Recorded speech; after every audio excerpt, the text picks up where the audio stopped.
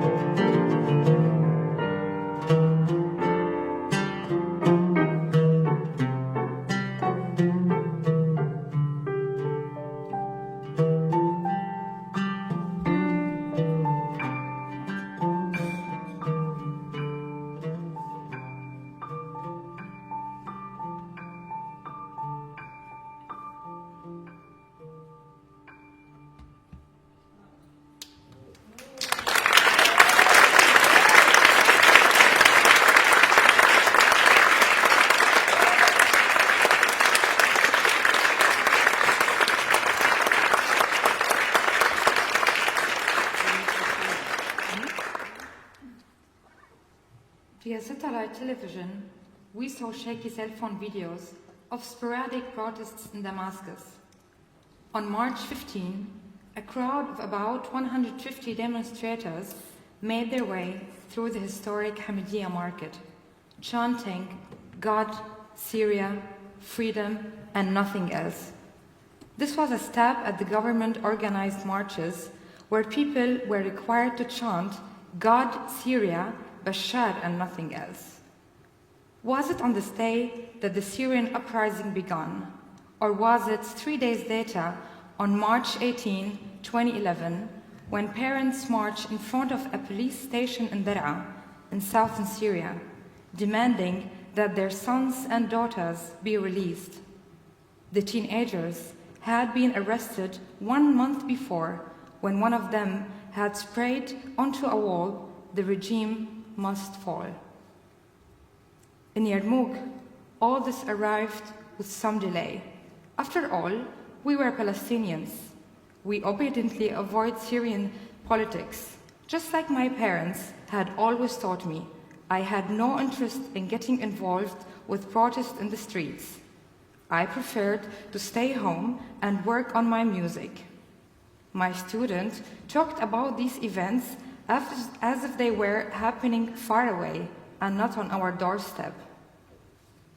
Many Palestinians were in a quandary. On the one hand, we were indebted to the Syrian state, which had welcomed us so generously as refugees, more generously than other countries in the region. But on the other hand, many of us sympathized with the demonstrators. Our local politicians in Yarmouk warned us to remain neutral. "We are keeping out of domestic political conflicts," was the preferred phrasing by left and right, from Fatah to Hamas to Islamic Jihad. Domestic political conflicts. A strange thing to say, considering we had been living there for over 60 years. Many of us realized that refugees could quickly become scapegoats.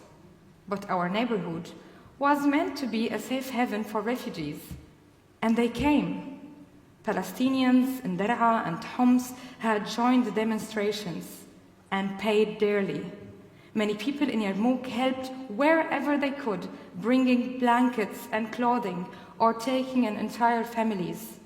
It would take another year and a half before the war reached our neighborhood. During that time, the Syrian revolution turned increasingly bloody. But life in Yarmouk went on as before. Our business was still thriving. We sold 12 kinds of oud strings and 6 kinds of violin strings. The shop was always full of music students. Among them were there 3 female college students. They supported the revolution with heart and soul. The 3 of them continued taking piano lessons with me, even though the journey to Yarmouk became increasingly dangerous. "Why do you keep coming here?" I once asked the young woman. "Isn't it dangerous?"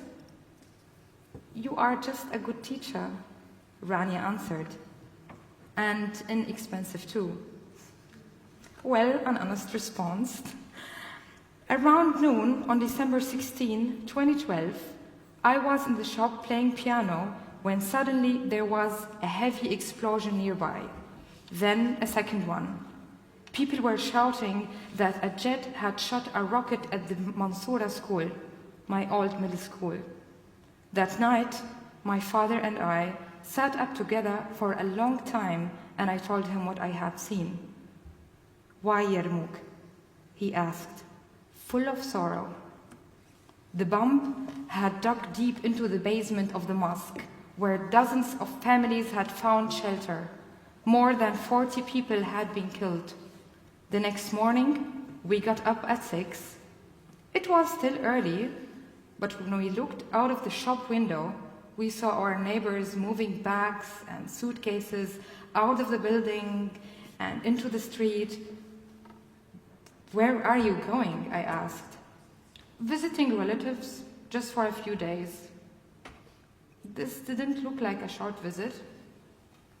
Though it was still early, There must have been tens of thousands of people carrying bags and suitcases, pushing carts, pushchairs, and bicycles loaded with boxes. This is what must have looked like during the Nakba, the mass exodus from Palestinians in 1948.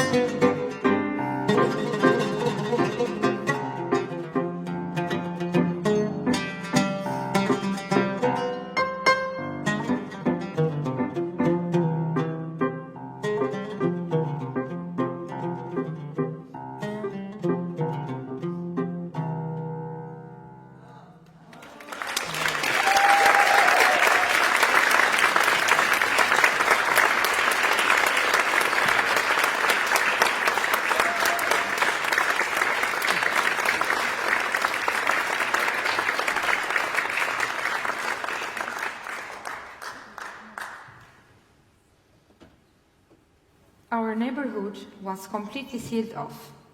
Army sharpshooters lurked at every exit point, supported by the militias. Yarmouk was turning into a ghost town. The silence was eerie. The shouting of the salesmen, the laughter of children, the joyous cries of mothers, the boys whistling after girls, the girls seemingly annoyed, speeding up their steps, Abu Muhammad smoking his shisha at the corner, Abu Bilal hawking his chickpeas, all gone. Just like my students, my customers, my friends. Yesterday, 500,000 people lived here, and now there were maybe 50,000 people left at most. We had heard the reports coming out of Homs, Dar'a, and Douma. Hundreds of thousands of people had been encircled by the army and starved to death. In the end, people had been reduced to eating clover and leaves, hoping to stall the inevitable. Was that to be our fate as well? It happened on July 18, 2013. Yarmouk was completely sealed off. From one day to the next, the checkpoints were closed, no one got out, nothing got in, no rice, no oil, no milk powder, no sugar. The siege began. The electricity was turned off, food price exploded. Soon, people started dying of hunger. On August 18, a 6-month-old girl died while her mother was crisscrossing Yarmouk in a desperate search for baby food. The next victim was a man with kidney disease. Their death unsettled everyone. Do I look sick? People would ask each other. My eyes are red. What does that mean? We didn't even have coffins anymore. Wood had become too expensive. The bodies were brought to the cemetery on a stretcher. During the funeral processions, people carried the body on their shoulders and chanted, Yarmouk, Yarmouk is neutral. Open the gates, oh Yarmouk, Yarmouk is here. The newspapers in Europe wrote that Yarmouk was a death camp. Only 18,000 people out of 650,000 were said to be alive here. There was only one commercial area left, Uruba Street. Previously, it had been the flea market of Yarmouk. Now, it became an apocalyptic shopping mall. Some people sold wood, which had been taken from sofas. Other households' goods had been stolen from warehouses and shops, like the sacks of cinnamon sticks that had been loaded from a spice depot. There were days when a large flat-screen TV was sold for a cigarette, or a cigarette exchanged for a refrigerator or a washing machine. A persistent rumor was that you could get a 25-kilogram sack of rice for a kidney. With pale, sallow faces, people stumble from one booth to the next. One day, I had a crazy idea. I said to my mother, what if we use the lentils to make falafel? What? She asked, astonished. Falafel? For weeks, I'd been walking past those sacks of lentils, and all the time, people were starving. I had to do something. Falafel are normally made from chickpeas, but I was convinced it could be done with the red lentils. Finally, I had something to do. A few days later, I opened my makeshift falafel stand. Soon, the locals started lining up, driven by hunger. People came from far, and they didn't seem to mind standing in line for an hour.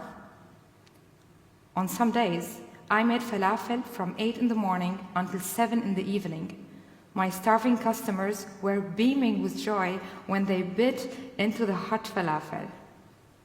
Still, I felt miserable. What had I become? Not too long ago, I had dreamed of music career, and now I was crouching on the ground, frying falafel dough, my clothes full of oil stains, What had I done to deserve this? At one point, Tahani, my wife, came out and asked, "Why don't you play something for everyone? Come, I'll bring you the accordion." I began to play a song by Ferouz that everyone knew. The depressed glances brightened. The boys began to sing along. And then another one, and another one. It turned into a beautiful evening.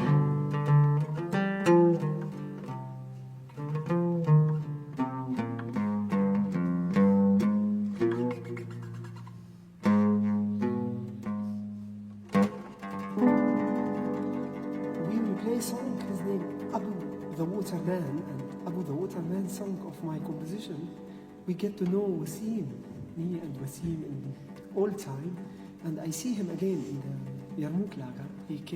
He was working in a doctor in the hospital there, helping people, and I asked Wassim, why you are here? We are nobody here. Why you come from Damascus to Yarmouk come? And he said, for me, very easy, looks like how every time shining and clear. He said, for me, I would like to help people. And we played also together, remember? And, yes, and we eat kibbeh in this day. My mom, she have some rest burgul, and she make for us kibbeh, not falafel from lentils. And Abu the Waterman, it's music what I composed for the guy. He carried the water every day, and he starved and fight with his life, and it looks like all of us. But Abu Mahmoud was extra because he was old and he can carry the heavy weight of the water, and he was complaining very loud. And this is why I make this song for him, and I will sing for you his complaining.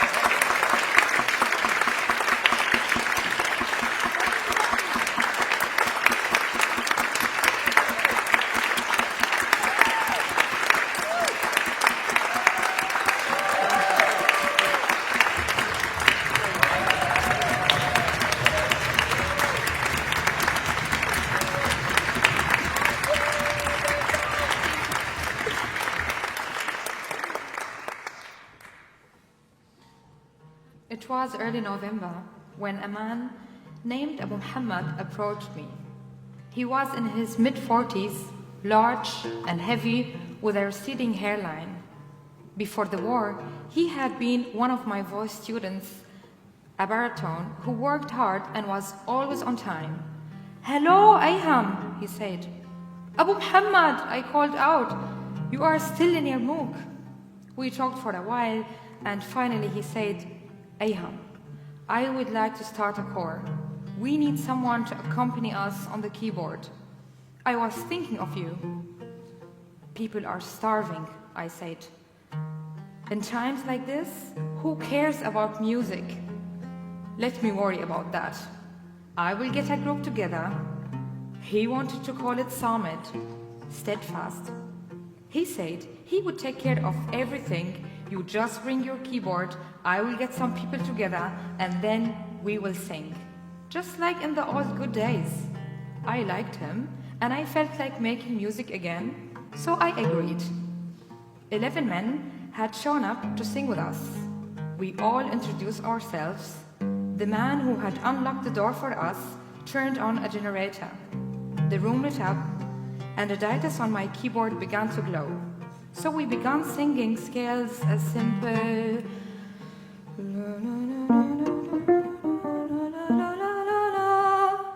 to see who could hit the notes. It was all right, but no more than that. My right hand was in pain. The men were humming out of tune. But still was fun to sit at a keyboard after all those months. After an hour, bang. The lights went out. The generator had run out of fuel. But the men were happy. "Finally, I know how to sing," one of them said. During our second rehearsal, the guys already sounded a little better. I had an idea. Why do cover versions of songs by other people? We should sing about us, about Yarmouk, about the hunger, the bumps, the desolation. I asked around if anyone felt like writing a poem that I could then set to music. As I was walking home, I began composing and soon had the melody in my head. Nothing like that had ever happened to me before. Once I got home, I sat down at the piano, played the motive, added an intro. Less than 2 hours later, the song was finished. We went to the middle school and went inside into the playground. This was where the first rocket had hit. This was where our first performance would be. The symbolic concert at the first bump crater, the first crack that had run through our world. We tilted the cart and piano back upright again. Then I set up a chair and my mobile orchestra was complete. It was our first time making music out amid the rubble. My piano sounded out of tune, echoing through my old middle school. In hindsight, it was an incredible step we had taken, playing "Oh, You Immigrants, Return" out under the open sky, just like that. Later, we pushed the piano back to the shop. We were in a good mood because making music makes people happy. In time, our music became a symbol. It was an image anyone could grasp. I played piano to spit a sad. We countered the bombing attacks with satirical songs. We countered violence with art. Despite this hardship, despite the terrors, or maybe because of this, the first 6 months of 2014 turned out to be the most productive time of my life. Music was just bubbling out of me. In the morning, we lined up for the UNRWA box. Then we went to get water or clover. In the afternoon, the Yarmouk boys, that's what we called ourselves, met in the shop to rehearse. We briefly practiced a new song. Then we pushed the piano out into the streets and used our music to make light of our misery. Whenever we pushed the piano through the deserted streets, we forgot about our empty stomachs. We felt powerful. We weren't alone anymore. We had a mission. We wanted the world to see what was going on here. We wanted to show how Assad was killing us, and that what we were standing up to him.